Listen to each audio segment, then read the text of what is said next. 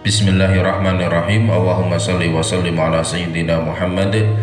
Allahumma anfa'na bima 'allamtana wa 'allimna ma yanfa'una warzuqna ilman yanfa'una wa zidna ilma. Subhanaka la ilma lana illa ma 'allamtana innaka antal alimul hakim.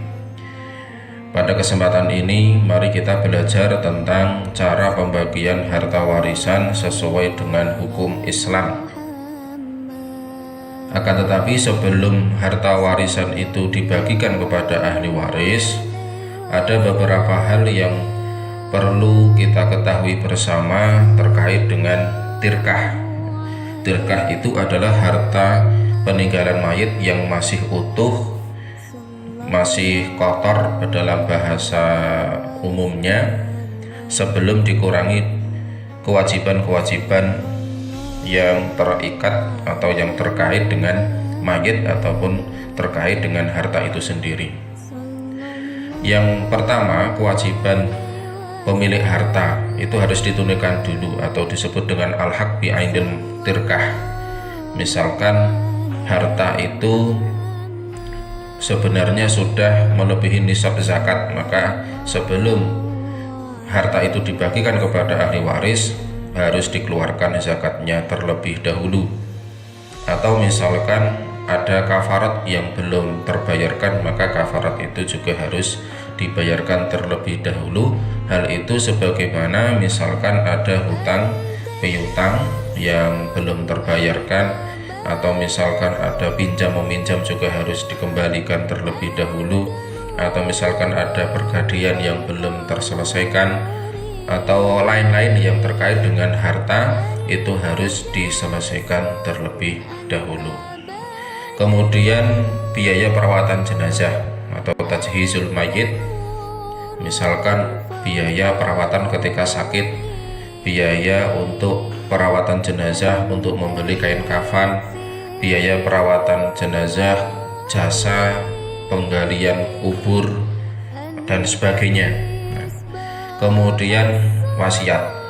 Wasiat di mana wasiat itu batas maksimalnya adalah 1/3, di mana wasiat ini diberikan kepada bukan ahli waris, akan tetapi bisa jadi ada unsur kedekatan, bisa jadi misalkan kepada anak angkat atau orang tua angkat.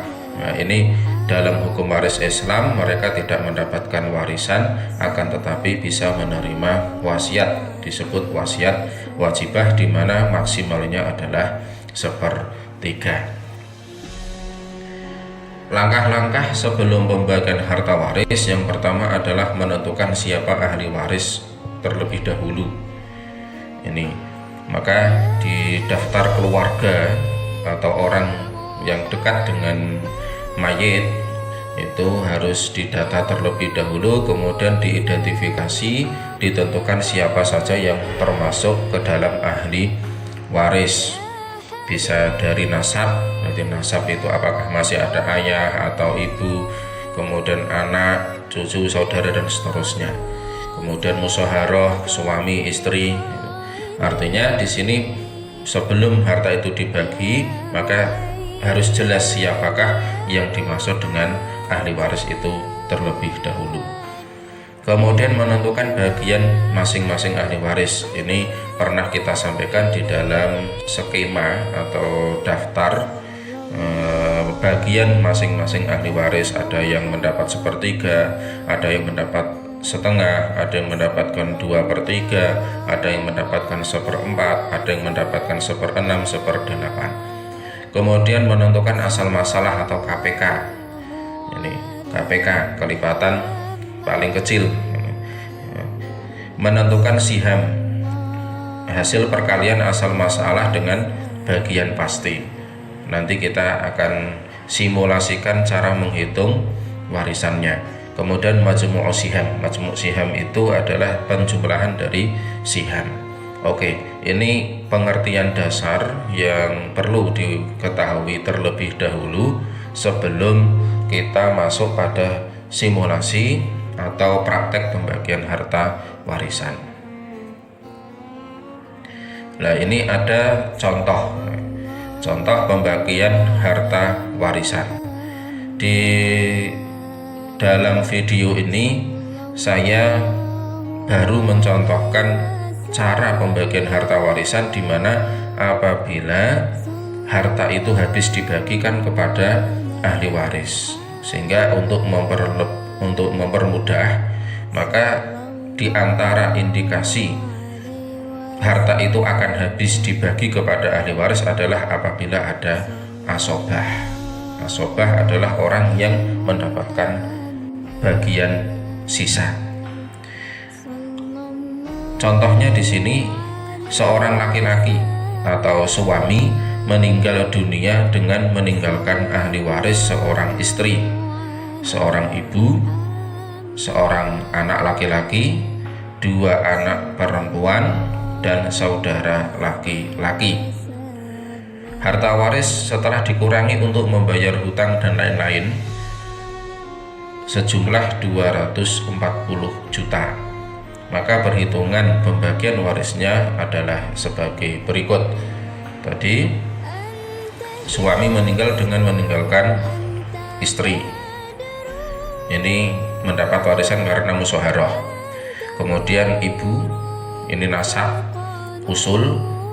Kemudian anak laki-laki dan anak perempuan, nah inilah nantinya yang menjadi asobah. Kemudian saudara laki-laki, ini saudara laki-laki tidak mendapatkan warisan karena terhalang oleh anak laki-laki atau disebut dengan mahjub. Ini tidak mendapatkan mahjub. Mahjub atau terhijab oleh anak laki-laki, karena syarat saudara untuk mendapatkan warisan adalah apabila tidak ada anak laki-laki atau dan tidak ada ayah dari mayit. Apabila salah satu dari anak laki-laki atau ayah, maka saudara terhalang untuk mendapatkan warisan atau disebut dengan mahjub. Maka tadi sebelumnya kita sampaikan harus identifikasi dulu siapa yang menjadi ahli waris. Ternyata dari beberapa ahli waris yang kita sebutkan tadi, ada satu orang di mana dia tidak mendapatkan warisan karena termahjub oleh anak laki-laki, yaitu adalah saudara laki-laki.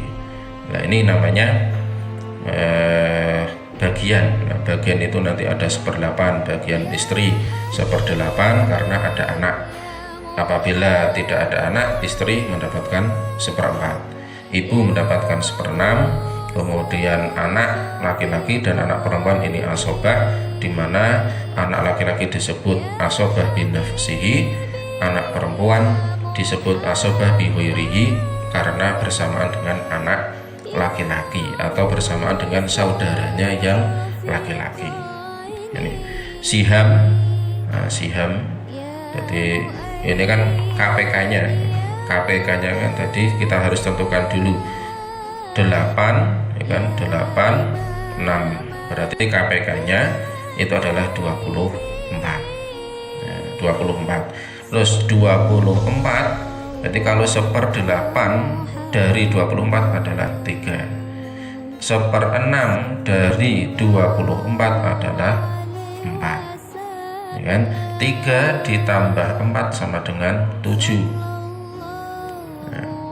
3 ditambah 4 sama dengan 7, maka sisanya adalah 24 diambil 3 tambah 4 atau 24 diambil 4 sama dengan 17. Ini 17, artinya bagian anak laki-laki dan anak perempuan adalah 17. Nah, nanti kemudian yang perlu kita ingat adalah nanti perbandingan laki-laki dan perempuan, tapi itu nanti kita masuk dulu. Istri tadi 1/8, ya kan, 1/8 dikali 240 juta, itu hasilnya ada 30 juta, ya kan, 30 juta.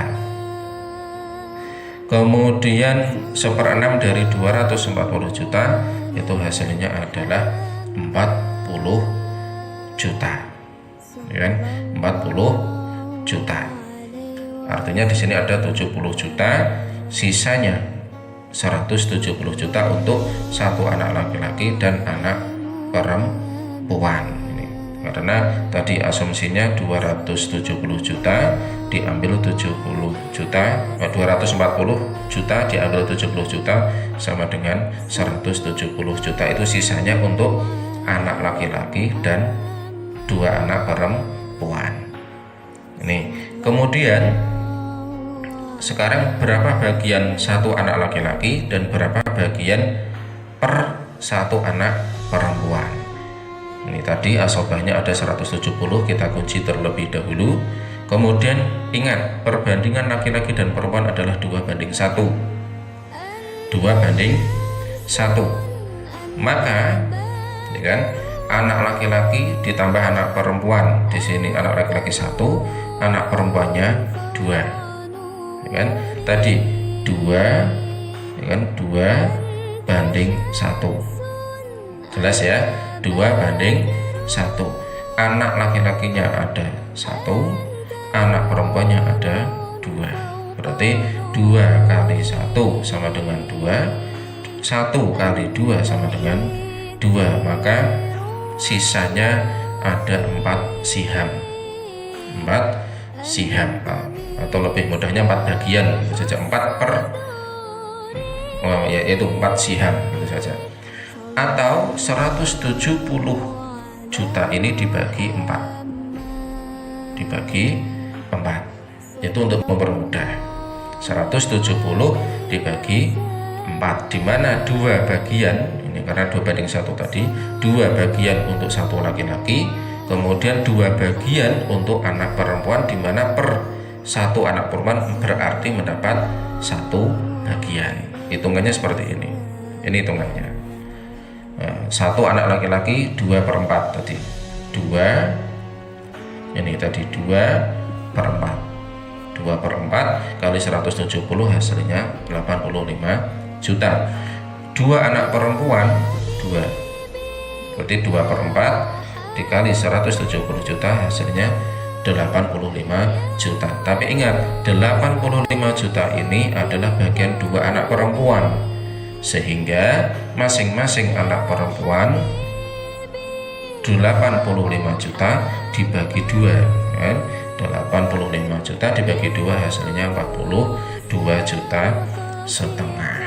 Jadi kesimpulannya, untuk istri mendapatkan 30 juta, ibu mendapatkan 40 juta, 70 juta, kemudian anak laki-laki 85 juta, per anak perempuan 42 juta, kalau 2 berarti 85 juta. Total semuanya adalah 170 juta. Artinya di sini harta habis dibagikan. Ini karena apa tadi? Ada asobah. Kalau tidak ada asobah, maka sangat besar sekali kemungkinannya harta itu nanti sisa, atau juga bisa jadi harta malah berkurang ya. Kalau tidak ada asobah, besar kemungkinan harta itu nanti sisa atau berkurang. Nah, sisa atau kurang itu nanti cara pembagiannya bagaimana? Kalau kurang itu, kalau kurang hartanya masa kurang, ya itu kan aneh. Kalau sisa masih mending, karena nanti sisa itu mau dibagi atau diberikan ke orang lain atau diberikan ke baitul mal, itu nanti urusan lain. Tapi tadi kalau harta itu sisa atau kurang bagaimana, itu nanti pembahasannya di bab aul dan rad ya, aul dan rad.